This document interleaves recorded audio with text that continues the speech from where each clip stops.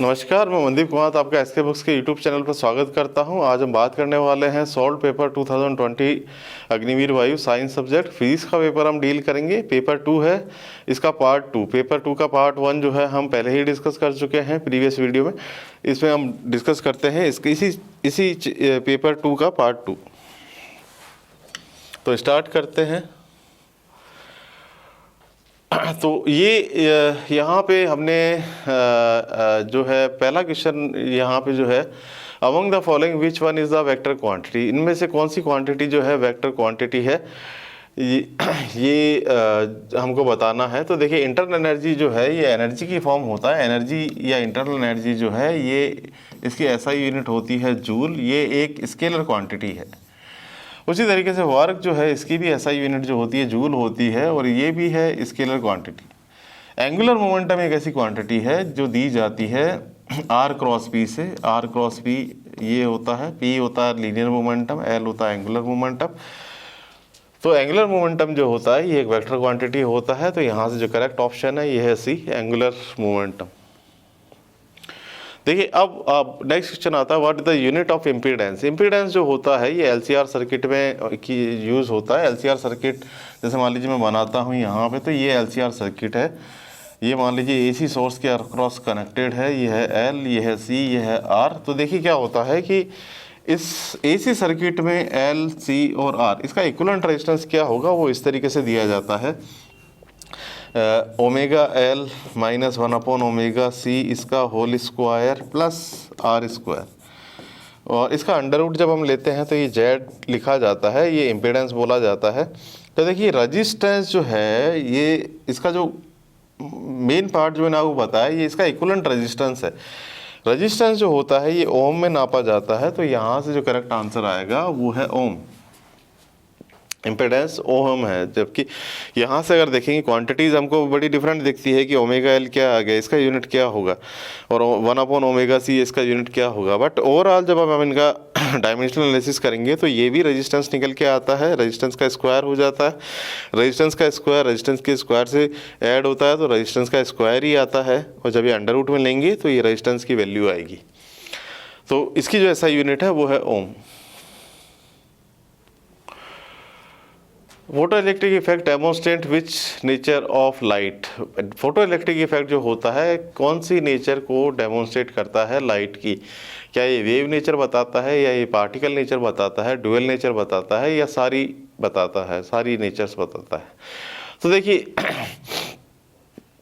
यहाँ से photo electric effect जो होता है ये पार्टिकल नेचर बताता है। पार्टिकल नेचर जो है ये बताता है, ये वेव नेचर नहीं बताता। मैं इसका एक सिंपल सा आपको एक बताता हूँ कि एनसीईआरटी बुक में ये जो है एक क्वेश्चन दिया हुआ था, और प्रैक्टिकली ये फैक्ट चीज़ है, इसको एक्सपेरिमेंट करके देखा हुआ है कि wave nature, photo electric effect wave nature क्यों नहीं बताता है। देखिए, वेव नेचर में क्या है कि फोटो इलेक्ट्रिक इफेक्ट पहले मैं बताता हूँ क्या है। फोटो इलेक्ट्रिक इफेक्ट वो इफेक्ट है कि मान लीजिए एक मेटल है और इस पर एक लाइट इंसिडेंट है, तो यहाँ से इलेक्ट्रॉन जो है ये निकलना स्टार्ट हो जाते हैं जैसे लाइट इंसिडेंट होती है।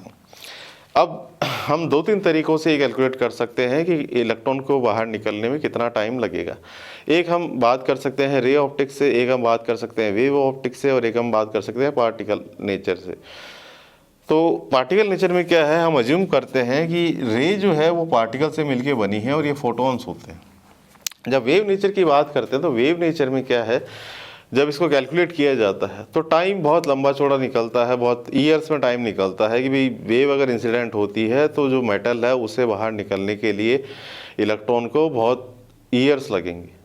लेकिन ये ऑब्जर्वेशन होती है फोटो इलेक्ट्रिक इफेक्ट में कि जैसे ही लाइट फॉल होती है वैसे इलेक्ट्रॉन बाहर निकलना स्टार्ट हो जाते हैं।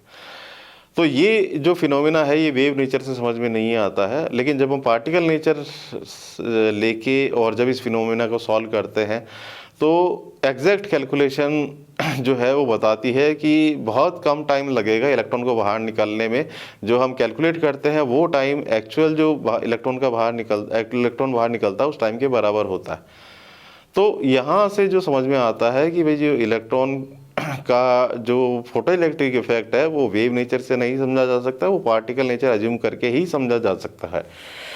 और लाइट को अभी तक कोई भी नहीं समझ पाया है कि ये रे है कि वेव है कि फोटोन है, पार्टिकल है। हम जहाँ हमको स्पेसिफिकली यूज़ करना होता है हम वो नेचर लेके उस पर्पज़ को सॉल्व करते हैं।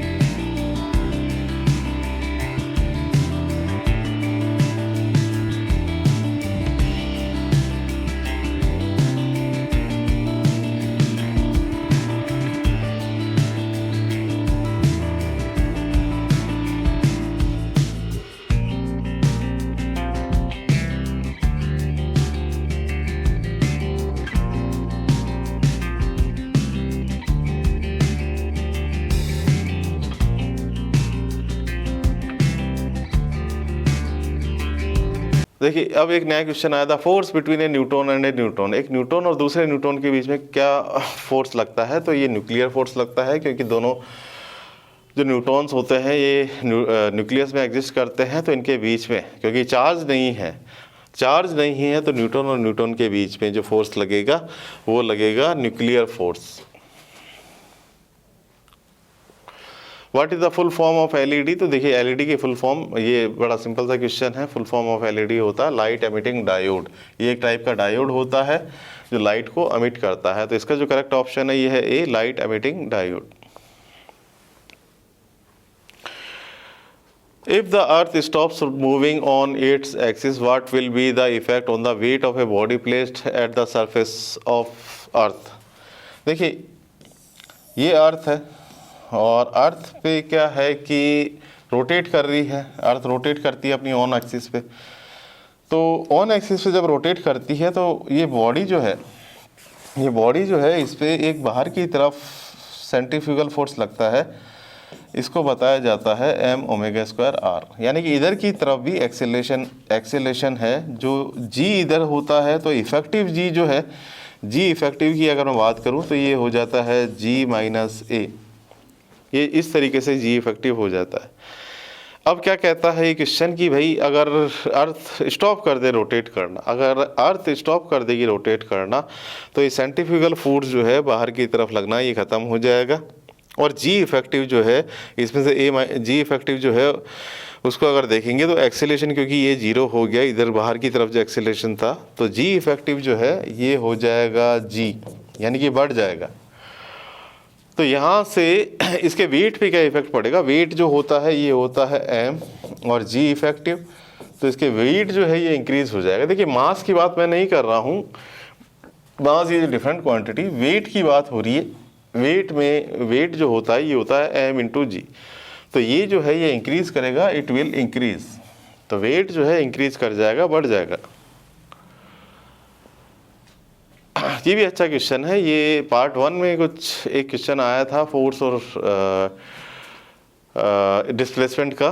फोर्स और डिस्प्लेसमेंट के नीचे का एरिया क्या देता है, वो वर्क देता था। उसी तरीके से पीवी के नीचे का एरिया क्या देता है। तो देखिए पी और वी का ग्राफ मैं बताता हूँ। यहाँ पे ये प्रेशर है, पी प्रेशर और ये है वी, और इसको मैं कहता हूँ वॉल्यूम। ये वॉल्यूम है। बिल्कुल वही टेक्निक हम पहले की तरह लेते हैं। लेट अस से वॉल्यूम हुआ V1 से लेके V2, ये V1 है और ये है V2।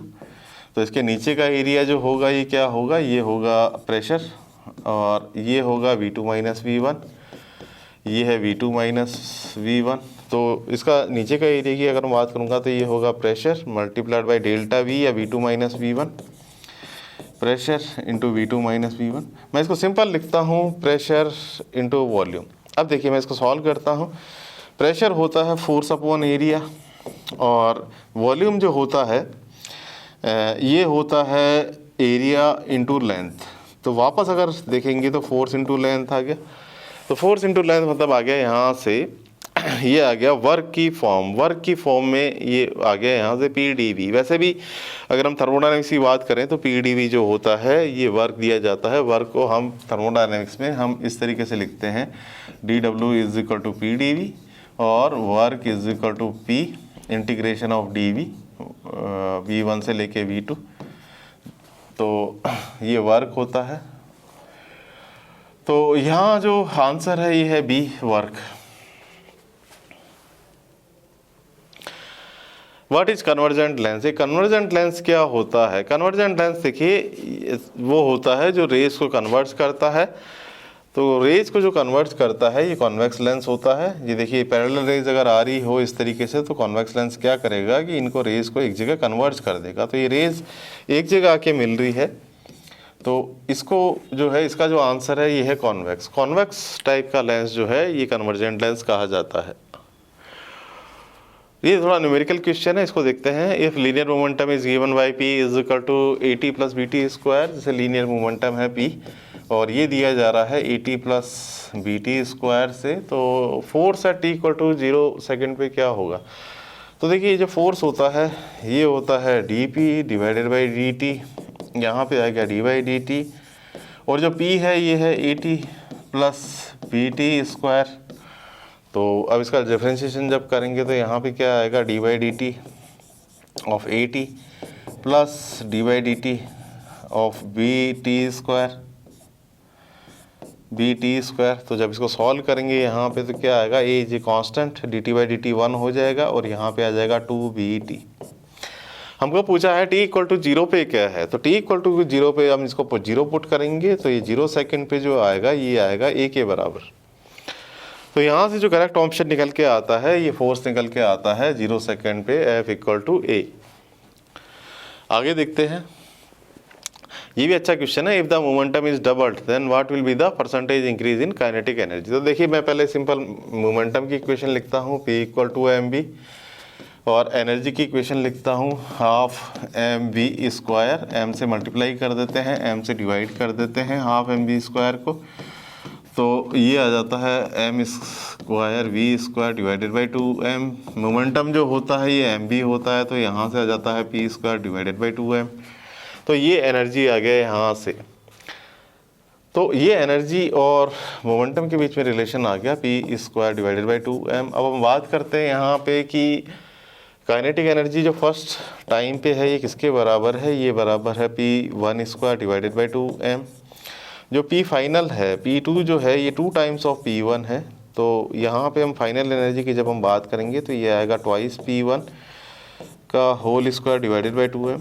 मैंने p2 स्क्वायर बाई 2m किया है, p2 की जगह 2p1 लिया है, तो यहाँ से जो E2 है ये निकल के आ जाता है मेरे पास 4 times of p1 square divided by 2m। तो ये E2 निकल के आ जाता है यहाँ से 4 टाइम्स ऑफ E1। अब ये आ गया E2 that is equal to 4 times of E1। तो परसेंटेज इंक्रीज की बात बोली है हमसे कि परसेंटेज इंक्रीज क्या होगा, तो परसेंटेज इंक्रीज देखिए क्या होता है, ये होता है E2 minus of E1 divided by E1 multiplied by 100। तो E2 जो है that is 4 times of E1। तो ये इस तरीके से आ गया, सॉरी इधर करना पड़ेगा, 4E1 minus of E1 divided by E1 multiplied by 100। तो ये जो आंसर आता है ये आता है 3 मल्टीप्लाइड बाई 100 यानी कि 300%। तो 300% जो है इसका करेक्ट आंसर निकल के आता है कि जो काइनेटिक एनर्जी है उसमें परसेंटेज चेंज जो होगा ये 300% होगा। अच्छा क्वेश्चन है, लंबा क्वेश्चन है। देखिए अब ये बड़ा सिंपल सा क्वेश्चन है। If the force between two charges Q1 Q2 is F। देखिए मान लीजिए दो चार्ज हैं और दो चार्जेस के बीच में जो फोर्स है Q1 और Q2 के बीच में ये F है।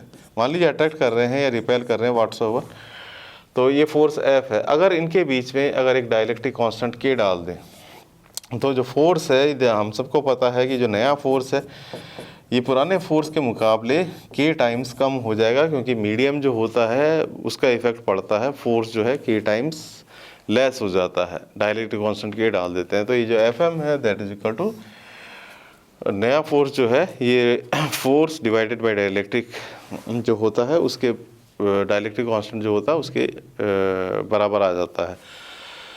तो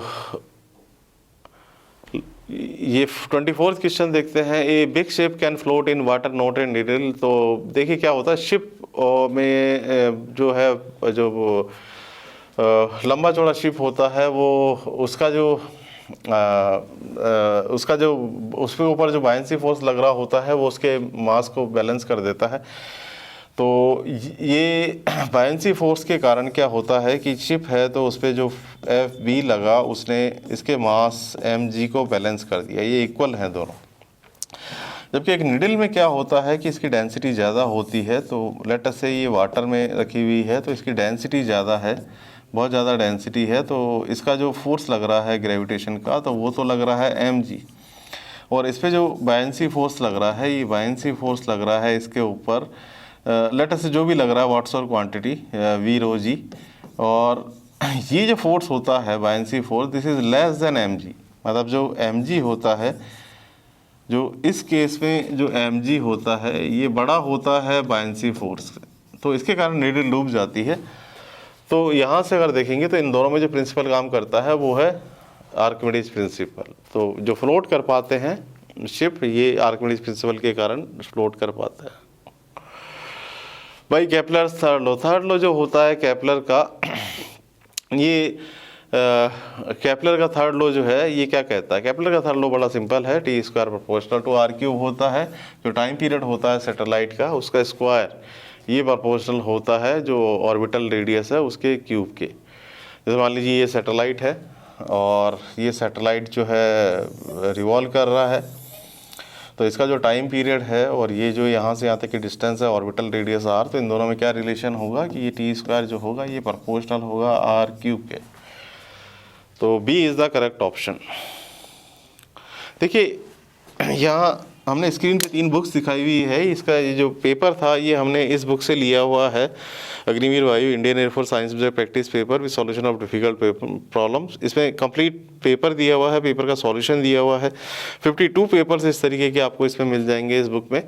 और ये जो 2 बुक्स यहाँ पे दिखाई हुई है, physics air force X group recruitment exam with brief explanation of fundamental principles और Agniveer Vayu Indian air force science subject recruitment test, ये दोनों बुक्स आप थ्योरी और न्यूमेरिकल्स के लिए रेफर कर सकते हैं। तो आज का ये वीडियो हम यहीं पे ख़त्म करते हैं। आशा करते हैं ये वीडियो आपको अच्छा लगा होगा। तो हमारे इस वीडियो को लाइक कीजिए, दोस्तों के साथ शेयर कीजिए इस वीडियो को, और हमारे चैनल को सब्सक्राइब कीजिए। मिलते हैं नेक्स्ट वीडियो में। धन्यवाद।